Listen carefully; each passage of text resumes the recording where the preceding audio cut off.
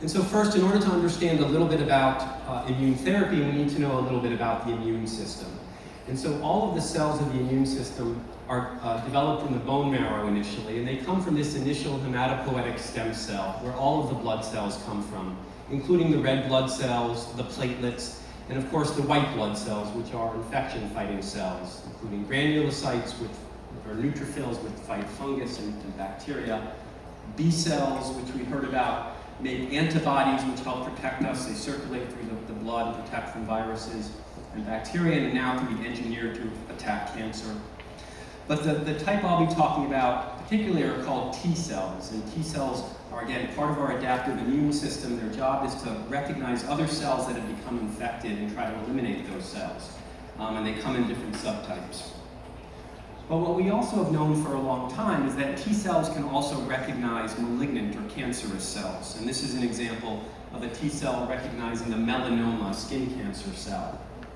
And so the question arises, if we all have T cells that are able to recognize cancer, then why does the cancer still grow? How is it that the T cells can't eliminate the cancer?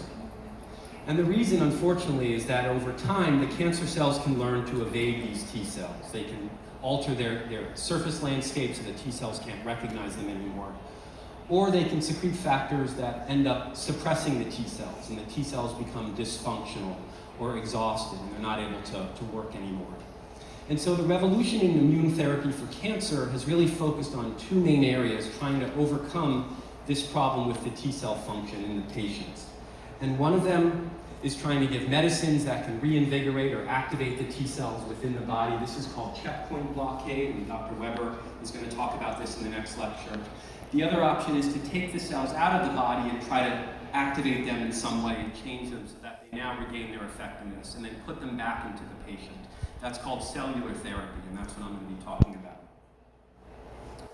And so when we think about cellular therapies, there really are two broad categories of what I call autologous cellular therapies, meaning you're taking the cells from the patient and putting them back in, so they're actually your own immune system, your own immune cells attacking the cancer. And the first approach is what I call the non-gene modified approach, and this was really pioneered by Steve Rosenberg and colleagues at the National Institute of Health in Bethesda, Maryland.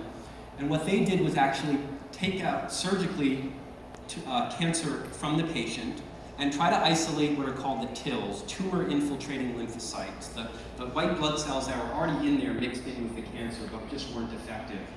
And they would very painstakingly dissect out the tumor and get the white blood cells, try